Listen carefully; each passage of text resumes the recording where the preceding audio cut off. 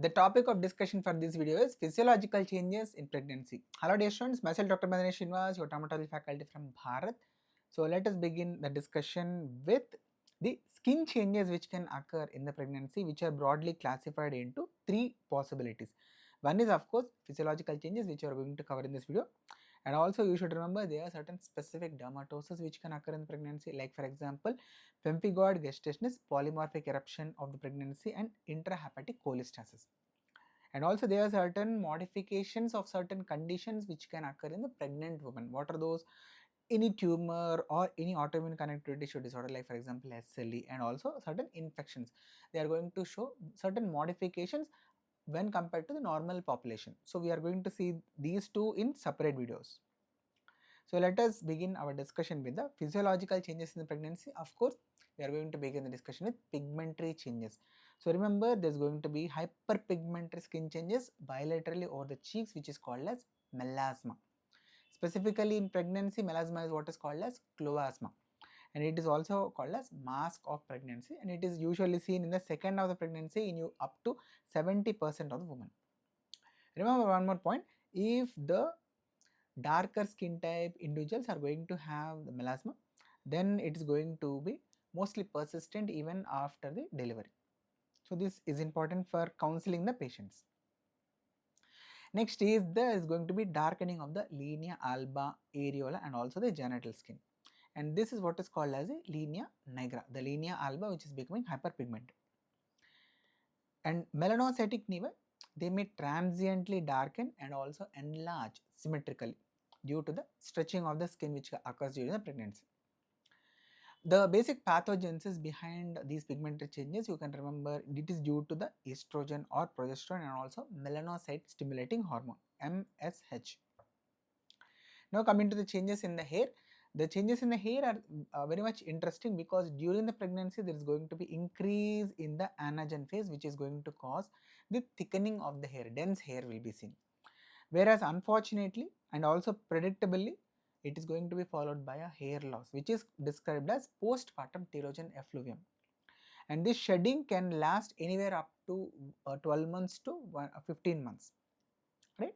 And there could also be other changes in the hair. There could be frontotemporal hairline recession, just like which we will see in the male pattern of the androgenetic alopecia. We can also see hypertrichosis, mild hirsutism can also occur. All these changes are secondary to the ovarian, adrenal androgens, certain luteomas, and also PCOS in the woman. And postpartum patterned alopecia may or may not revert to normal. That means the hair loss may be permanent also sometimes, that to patterned hair loss. Coming to the changes in the nails, there could be distal onycholysis, subungual hyperkeratosis, transverse grooving, and brittleness. But remember, none of them are pathognomonic for pregnancy. Coming to the vascular changes, we can see the erythema of the palms and also the spider angiomas, which are very common on the upper body. This is because of the elevated estrogen levels and also vascular distension. This is the spider angioma which you are able to see, and this is the palmar erythema. We can also identify the edema and varicosities, which is going to lead to non-pitting type of edema of the face, hands, and the feet. Varicose veins, of course, will be seen, and hemorrhoids may also be occurring in the pregnant woman because of the increased blood volume in the pregnant individual, because obviously there is a fetus which has to be supplied with the blood, and also there is probably a venous stasis because of the hormonal changes in the pregnancy. Also remember, there is going to be this tumor which is called as pyogenic granuloma, which you need to remember, which is the granuloma gravidarum or pregnancy epulis. So you have to have this in your mind whenever there is this gingival or mucosal growth in a pregnant woman.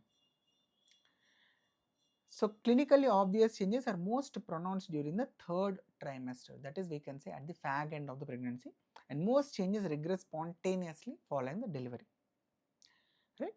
Coming to the changes in the glands. So remember, there is going to be increase in the activity of the eccrine and the sebaceous gland, because of which there is a high likelihood of development of this miliaria and hyperhidrosis, and there is going to be a flare in the acne, because of the involvement of the eccrine and the sebaceous glands respectively. Whereas coming to the apocrine gland, the activity is going to reduce. So very interestingly, what is the disease associated with apocrine glands? Yes, it is a Fox-Fodder's disease, which is also called as apocrine miliaria. So we can see there is going to be improvement in this condition during the pregnancy in a woman. So the effect of apocrine and also sebaceous gland activity in the pregnancy is not very well known, right? Coming to the connective tissue, we can see the striae distensia or striae gravidarum. It can occur in up to 90% of the pregnant women during the third trimester.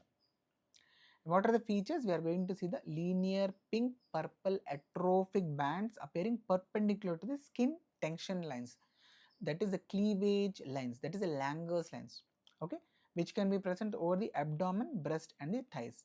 And so these are the striae which you are able to see, very classical during the pregnancy, okay.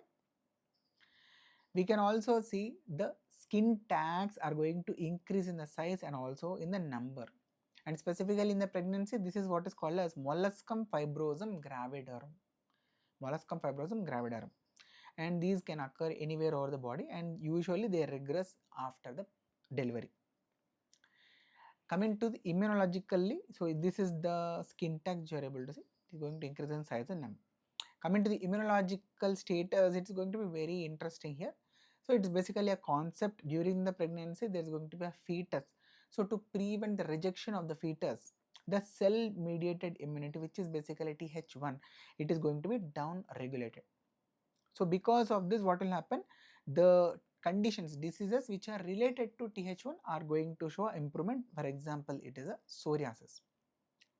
But the problem is there is going to be the decreased cell mediated immunity increases the susceptibility to certain infections, like for example Candida, herpes simplex virus and also varicella zoster virus. Coming to the Th2, remember it's humoral, so there is going to be upregulation of the Th2, and because of this there is going to be worsening of the condition which are associated with T helper 2. So what are those? Atopic dermatitis and also the connective tissue disorder, systemic lupus erythematosus.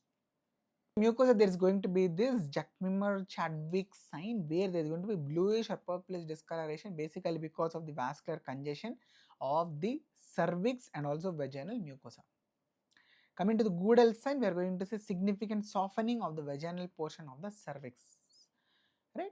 So I hope this video was helpful. If so, please do hit that like button so that I will understand that my students are enjoying these videos, and it motivates me to make more such videos. And do subscribe to my channel and also do share this video among your fellow residents who are studying with you, so that you are going to read and you are going to remember all the points which are important for exams. Happy learning. Myself, Dr. Maddineni. We'll meet in the next video again. Thank you so much. Bye bye.